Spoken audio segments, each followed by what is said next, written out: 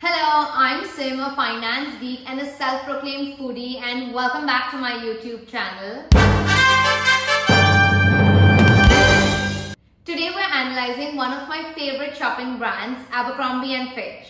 We all remember Abercrombie and Fitch as our teenage favorite brand, and they used to have these picture-perfect models, and even when you went into the store, they had model-like salespeople and model pictures wearing their clothes. And of course, their store smelled of men's cologne. However, our teenage favorite brand was literally labeled as most hated brand in 2016. But what a turnaround the company has made. Their jeans are all over TikTok and Instagram, and I'm blown away by the fit myself as well. Especially at this price. And I definitely feel the same way about the stock as well.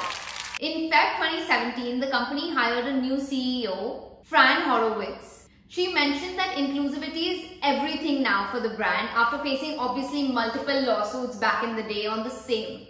In store, the brand is working to make layout inclusive to people with disabilities. In marketing material, the brand is trying to highlight more racially and diverse models. In products, the brand is adding wider range of sizes and testing fit on a wider range of bodies. Now the brand's pants usually range from a size of 23 to 27. While tops run up to XL and triple XL as well, depending on the style of course. They focused a lot on what the customer truly wants through monthly customer feedback sessions, weekly store visits, and incorporating in-store associate feedback. They're appealing to millennials who last wore their clothes back when they were in high school. They're now on their way to successful careers, but they're not defining success in the way the older generations did. They live for the long weekend when they're planning brunch with their friends or going to a friend's destination wedding. The company's shirts and clothing no longer boast the company's brand name or logo the same way they did back in the day.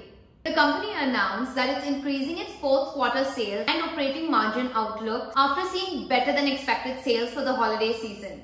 The current CEO, Fran Horowitz, said the company's progress. "I am pleased with our quarter to date performance.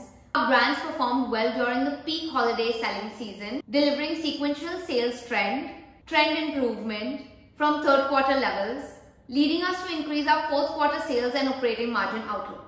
Another early 2000s brand favorite with staying power, American Eagle Outfitters, posted its second highest holiday season sales period in the company's history, thanks likely in part to its clever Gen Z focused marketing campaign on Snapchat. For Abercrombie and Fitch, shifting to better made products at competitive prices could be the key to the company's continued relevance in the retail market. It gained 285% on the stock market in 2023, making it the best performing stock on the S&P index. It even beat out Nvidia, the AI chip maker that's been on a tear. It generated $4.03 billion in revenue during the 12 months ending in October 2023 with a 10% year-on-year growth. Abercrombie and Fitch announced its Q4 2023 results on March 6. However, the stock price fell from $139 to $127. Quarterly results and outlook were better than expected, but wasn't enough to push the stock to fresh records. It has run up 58.6% year to date after rocketing 285.1% in 2023, which was the stock's best yearly performance since it went public in September of 1996. For the fourth fiscal quarter that ended on Feb 3rd, 2024, net income rose to $158.4 million or $2.97 a share from $38.3 million or 75 cents a share in the same period a year ago. That beat the expected earnings per share of $2.83. The gross margin improved by 7.2 percentage points to 62.9%, due primarily to higher average unit retail sales and lower freight and material costs. Sales grew 21.1% to $1.453 billion, above the estimated $1.429 billion.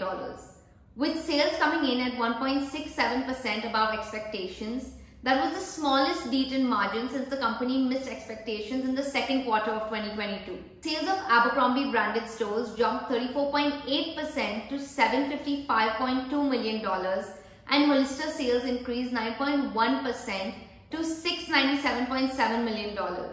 Same-store sales or sales of stores open at least a year rose to 16%. Looking ahead, the company expects the first quarter sales to be up in the low double-digit percentage range. For fiscal 2024, sales are expected to be up 4 to 6%, while the industry expectations are of $4.43 billion, implying a 3.4% rise. Right now, year-on-year cash flow growth for Abercrombie is 349.7%, which is higher than many of its peers. In fact, the rate compares to the industry average of minus 12.9%. While investors should actually consider the current cash flow growth, it's worth taking a look at the historical rate too for putting the current reading into proper perspective. The company's annualized cash flow growth rate has been 22.5% over the past 3 to 5 years versus the industry average of 5.3%. The current year earning estimates for Abercrombie have been revised upwards. So far, Abercrombie has definitely gotten the product right. The target market is also happy with the products in this definite price range. The company feels that now they can shift the focus to expanding their global customer base. They are planning to use a data-driven approach to expand stores, grow the brand love and loyalty through digital marketing and social selling. They will be increasing efforts to knowing the customer better, to be able to wow them everywhere, through data analytics and then through their omni-channel experience as well, by training their talent. This means powerful and strong loyalty programs to get to know the customers better, digital product testings, and definitely real estate location analytics in their data analytics part. I think the company is definitely going to grow further. The revenue has gone from $3.7 billion in 2021 and 2022 to $4.3 billion in 2023. And now they're expecting growth of 4 to 6% in 2024, and the target for 2025 is $4.1 billion to $4.3 billion in sales. The consumer behavior is definitely changing globally. We've seen through my analysis of Target as well that a lot of people are preferring going back to older brands that are offering better shopping experiences. And if Abercrombie can ace the omni-channel experience, there is definitely a lot of scope for growth. I see the stock price reaching somewhere between $145 to $155 in the next 3 months. And if you're a long-term investor like me who believes in the company and its growth strategy, and of course their CEO as well, it's definitely a stock that you can make good money from. I'm investing in my portfolio. What about you? If you found this video helpful, don't forget to tap the subscribe button. Bye.